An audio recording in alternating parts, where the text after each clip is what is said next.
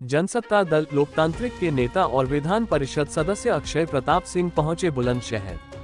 America द्वारा भारतीय products पर टैरिफ बढ़ाने के मुद्दे पर अक्षय प्रताप का केंद्र सरकार पर निशाना।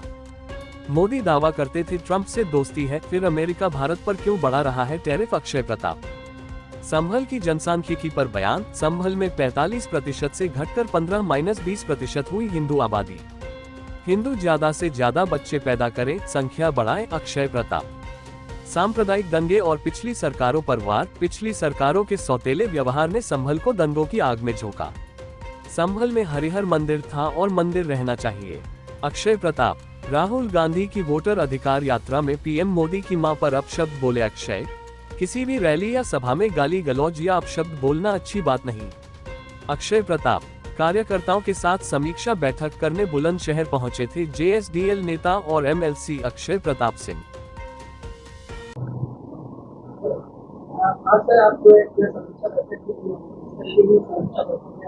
देखिए, हमारे राष्ट्रीय अध्यक्ष जी के निर्देश पर हमारे राष्ट्रीय महासचिव डॉक्टर के ओझा जी, हमारे महासचिव राणा जी, यूथ के जिलाध्यक्ष बलवीर जी, यूथ के महासचिव और अनुज चौहान और सभी पदाधिकारियों के साथ हम जो है आए हैं समीक्षा करने की। समीक्षा में कि पार्टी को किस तरह से और मजबूत किया जाए, इसके लिए लोग सभी पार्टी कार्यकर्ताओं से राय लेना कि किस तरह से पार्टी को और आगे बढ़ाया जाए, इसके लिए राय लेने आए।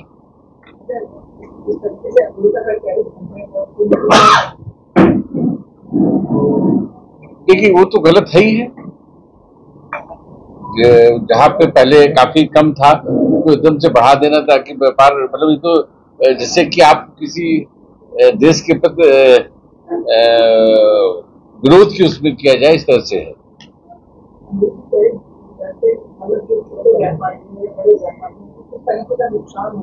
बहुत नुकसान हो रहा है। जैसे आपका हमने देखा कि यहाँ पे अभी मुरादाबाद में देखिए लोगों को काम ठप पड़ा। पहले बाहर इंपोर्ट होता था, वो इंपोर्ट बंद हो गया लोगों का, एक्सपोर्ट बंद हो गया। बुलंदशहर में आए आप, सबसे बड़ी पोल्ट्री एरिया है यहाँ, लोगों के जो ऑर्डर थे वो भी कैंसिल हो गए। ये दुर्भाग्यपूर्ण है। इसमें सरकार फेल है। जिस तरह से सरकार कहती थी अमेरिका से हमारे बड़े अच्छे संबंध है, विदेश नीति हमारी बहुत अच्छी है, ये कहती थी, तो सरकार इस पर फेल है। क्योंकि ऐसा लगता है जहां आपके संबंध अच्छे रहे हों वहां पे इतना बढ़ा देना कि साहब लोग अपना सामान नहीं भेज पा रहे हैं, बिक्री नहीं कर पा रहे हैं, दुर्भाग्य है देश का। पटना में एक रैली के दौरान क्या पटना में एक रैली के दौरान में मोदी जी की माता नहीं, ये तो देखिए गलत है। ये हमारे नहीं होने चाहिए। संस्कार की जो है किसी व्यक्ति को अपनी विरोध करना, अपने विचार को रखना और इस टाइप की बदतमीजी करना तो अच्छी चीज नहीं। क्या कहेंगे कांग्रेस की रैली में? ये दुर्भाग्यपूर्ण है। किसी की रैली में किया जाए, चाहे हमारी रैली में किया जाए, किसी की रैली में किया जाए, इसके ये दुर्भाग्यपूर्ण चीज है कि किसी के प्रति आप राजनीति कर रहे हैं अपने विचारों को लेकर। हम एक मुद्दे को लेकर, एक विचार को लेकर राजनीति कर रहे हैं ना कि किसी को गाली देने के लिए राजनीति कर रहे हैं। भाई कोई गलत करता है तो उसको हम अपने तरीके से रखेंगे, बात को सदन में रखेंगे, सड़क पे रखेंगे, सारी जगह रखेंगे, लेकिन इस टाइप से करना तो दुर्भाग्यपूर्ण है।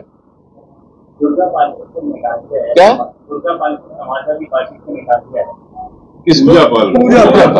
देखिए, इसका इंटरनल मामला है, किसको निकालते हैं इससे हमसे क्या मतलब है।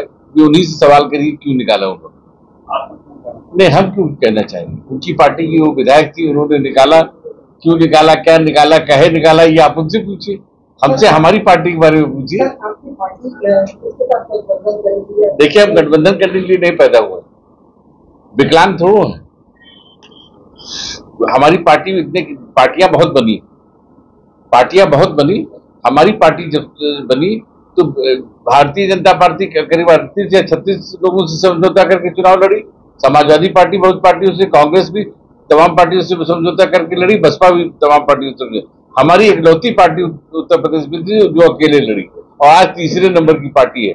और गेम में किसी चीज में जो तीसरे का खिलाड़ी होता है उसको कहा जाता है अगली बार तुम फर्स्ट आओ, इसके लिए मेहनत करो। तो हम इस बात के लिए मेहनत कर रहे हैं कि पहले पे हवाए।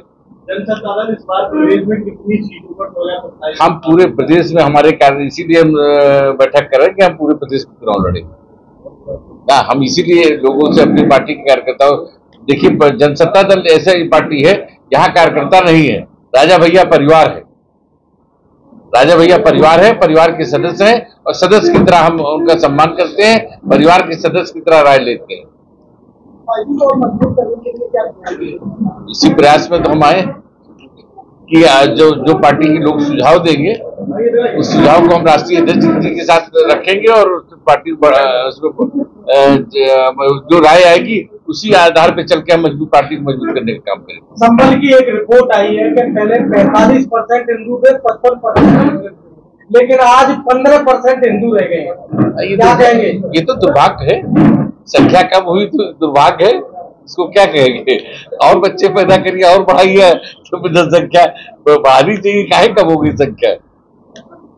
भाई वहां के लोगों से पूछे कि क्यों संख्या कम हुई, वहां पे क्यों संख्या कम हुई, तो संख्या बढ़नी चाहिए। देश आजाद हुआ जब से 15 बार दंगा हो चुका है।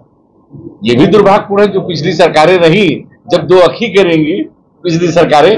भाई आपके दो बेटे हैं, एक को ज्यादा आप सम्मान दीजिएगा, दूसरे कहिए दूर रहो, तो स्वाभाविक बात है ये स्थिति आएगी।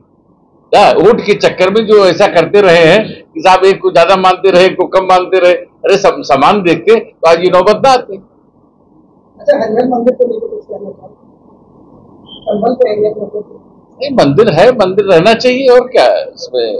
भाई मंदिर है जो साबित हो रहा है उसके, उससे प्राचीन, उससे तो मंदिर होना चाहिए और मंदिर में पूजा पाठ होनी चाहिए ना। पिछली सरकारों की देन है जो स्थिति आई।